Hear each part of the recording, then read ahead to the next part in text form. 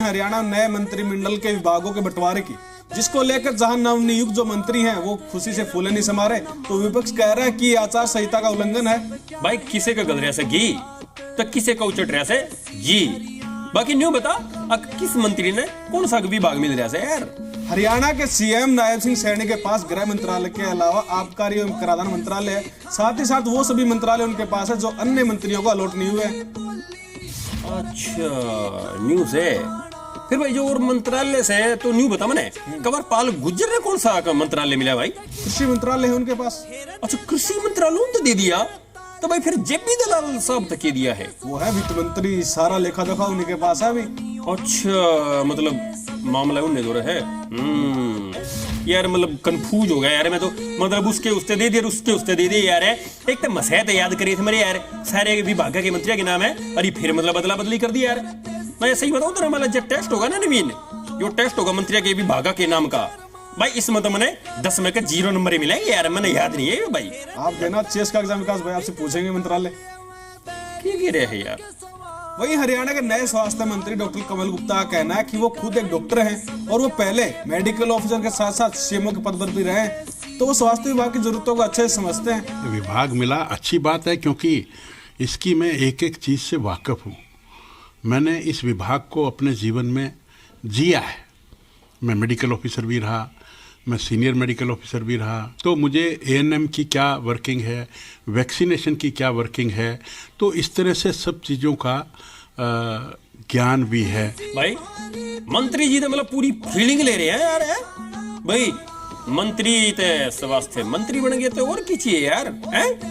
बाकी इनके भी माथे पे तो पसीना लिया था भाई जब हरियाणा कैबिनेट का विस्तार हो गया था नए मंत्रिमंडल का, और उसमें पहले वाले मंत्रिमंडल में मतलब जो पहली बार शपथ समारोह था उसमें इनका नाम नहीं लिया था भाई, माथे पे बड़ पड़ गया था, पसीना आ गया था। फिर दूसरी बार जब मंत्रिमंडल का गठन हो गया फिर इनका गीसा गया शांति से गया भाई, मतलब नाम आ गया महकमा भी बटा दे दिया अपने गब्बर साहब वाला है स्वास्थ्य मंत्रालय, तो भाई ये तो हो गया उनके खिलाफ सोने पर सुहागा। वहीं हरियाणा के नए शहरी निकाय मंत्री सुभाष सुधा ने कहा कि अभी तो हाल में जो आचार संहिता है वो चल रही लोकसभा चुनाव की, और उसके कुछ दिन के बाद विधानसभा की आचार संहिता लगेगी, लेकिन इसके बीच में उन्हें 2 महीने काम करने के मिलेंगे और फिर लोग देखेंगे 2 महीने में कितना काम हुआ है। ये लगेगा 2 महीने के अंदर भी सुभाष सुधा जी ने कोई लोग उसमें नम क्या काम करके बॉडी में। नेताजी जो काम मतलब 5 साल में पूरे ना हो पाए हैं वो आप 2 महीने में क्यों पूरे कर दोगे हैं? किसी कौन सी जादू की छड़ी ले रहे हो? मैंने भी मतलब एक बार पकड़ाई हो, मैंने भी अपने सपना का शीश महल बनाना से मैं भी बना लूंगा। वही हरियाणा के नवनियुक्त परिवहन मंत्री असीम गोयल अपने कैबिनेट की पहली मीटिंग के लिए ही हरियाणा रोडवेज से अंबाला से जो चंडीगढ़ पहुंचे, साथ ही वो इस दौरान परिचालक और चालक से बात करते हुए दिखाई दिए। अच्छा मतलब परिवहन मंत्री बनते नेताजी ने मतलब रोडवेज की यात्रा कर ली है। चलो इससे बने यात्रियों ने मतलब परिवहन मंत्री के लिए सफर करने का यात्रा करने का मौका तो मिल गया। वही हरियाणा के नवनियुक्त सहकारिता और पंचायत मंत्री महिपाल ढाणा ने कहा कि बीजेपी ने किसी भी गांव में काम करवाने कसर नहीं छोड़ी, और अगर कहीं कसर छोड़ी है तो उसको जल्द पूरा करवाएंगे।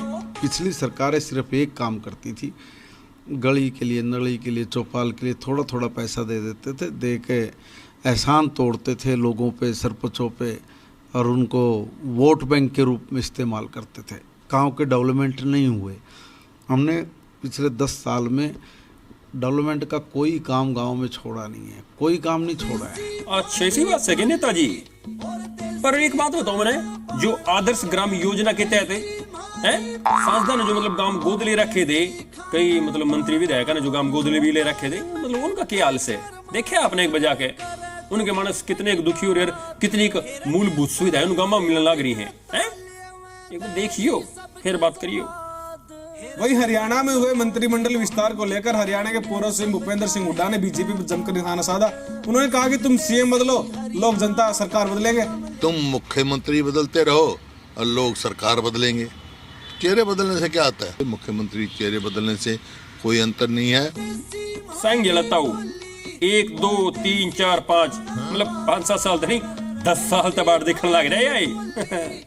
वहीं हरियाणा के नए मंत्रिमंडल विस्तार को लेकर कांग्रेस के जो बड़े नेता रणदीप सुरजेवाला ने कहा कि फिलहाल संविधान और कानून के बीजेपी के लिए कोई मायने नहीं है, यहाँ पर अब चुनाव की नहीं बल्कि संपूर्ण क्रांति की जरूरत है। भारतीय जनता पार्टी के लिए अब कानून और संविधान के कोई मायने बचे नहीं। इस देश में एक संपूर्ण क्रांति की आवश्यकता है।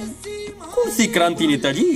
वाई के जो हरियाणा कांग्रेस में चल दी रहा है। वहीं फरीदाबाद एनआईटी से कांग्रेस के विधायक नीरज शर्मा ने बीजेपी के मंत्रिमंडल विस्तार को लेकर कहा कि इन लोगों ने आचार संहिता का उल्लंघन किया है। पिछले 16 मार्च से हरियाणा में आचार संहिता लगी हुई है। बड़ा दुख हुआ कि इस भ्रष्ट भाजपा सरकार ने अपनी अल्पमत की सरकार को बचाने के लिए संविधान की और चुनाव आयोग की दोनों की धज्जियां उड़ाई। यार नियम तो ऊपर हो गए, सरकारी सा जोखिम मोल तो ना ले भाई। सही कह रहे हैं। वही हरियाणा के कैबिनेट मिनिस्टर मूलचंद शर्मा ने कहा कि उन्होंने किसी भी तरह का जो आचार संहिता का उल्लंघन था वो नहीं किया। सभी को संविधान के तहत शपथ दिलवाई गई है। वही हरियाणा के जो बिजली और जो जेल मंत्री हैं रणजीत चौटाला, उन्होंने कहा कि वो जो सरकारें होती हैं वो किसी भी तरह की आचार संहिता का उल्लंघन नहीं करती। नीरज छोटा भाई है, इस संविधान के तहत अगर शपथ दिलाई तो संविधान के तहत दिलाई होगी। अब बाई लॉ से होता है, हर कैबिनेट को अधिकार अपने कैबिनेट का एग्जीक्यूट करने का, किसी वक्त भी कर सकते हैं। देखिए भाई, इन मंत्रियों की बात है साफ जय रोल लग रहा है भाई सरकार इसी आफत मोल क्यों लेगी भाई। कानून और संविधान के तहत काम करेगी ना तो फिर उल्टे भी लग सके हैं। तो ये सब जोखिम मोल तो ना लेनी है भाई। बाकी सत्ता जिसके दौरा है भाई, सरकार जिसकी है, जिसके हाथ में चाबी है भाई, तो किमें भी कर सके है। रातों रात नहीं है मगर कानून भी बदल सके हैं। वही कांग्रेस के दिग्गज नेता जेपी ने बीजेपी के द्वारा मंत्रिमंडल विस्तार को लेकर चुटकी लेते हुए कहा कि इन्होंने पुरानी शराब की बोतल का लेबल बदला है, इससे उन्हें कोई फायदा नहीं होने वाला। ये जब ग्रामीण स्तर पर लोगों के पास जाएंगे तो लोग इन्हें छठी का दूध याद दिला देंगे। लेवल बदलने से कभी शराब का टेस्ट नहीं बदला जा सकता। आज वही सौदा है, चाहे चीफ मिनिस्टर बदलो, चाहे पार्टी प्रेसिडेंट बदलो, चाहे कोई मंत्रियों को बदलो, इससे कुछ निकलने वाला नहीं है। जब गांव में जाएंगे इनको पता छठी का दूध याद आएगा। भाई हमारे जेपी साहब तो फुल जोश में से हैं। बाकी नेताजी जनता छठी का दूध किसने याद दुआओगी, या तो वह जनता इलेक्शन 2024 में बताओगी। वही हरियाणा के पूर्व मंत्री कर्ण दलाल ने बीजेपी द्वारा आचार संहिता के लागू होने के बाद नए मंत्रिमंडल का जो विस्तार किया है, इसके ऊपर कर्ण दलाल ने कटाक्ष करते हुए कहा कि इन्होंने कमजोर प्रवृत्ति के लोगों को मंत्री बनाया है। इन्होंने तो कुर्बानी से पहले ही कब्र खोद दी है। बहुत ही कमजोर प्रवृत्ति के लोगों को मंत्री बनाया गया है। ये जो अब नया मंत्रिमंडल है, इसकी कुर्बानी से पहले ही इनकी कब्र खोदी जा चुकी है। किसी भी मुख्यमंत्री मंत्री को कुर्बान कर सकते हैं। कुर्बानी तो पहले कब्र खोद दी भाई। तो नेताजी ने कसूता पॉइंट मारे। बाकी तो भाई का अगर परिवर्तन संसार का नियम से, लेकिन ये कुर्बानी और ये परिवर्तन बीजेपी ने 2024 के चुनाव में कितना फायदा पहुंचाऊंगी और कितना नुकसान, यह दिखने वाली बात होगी भाई।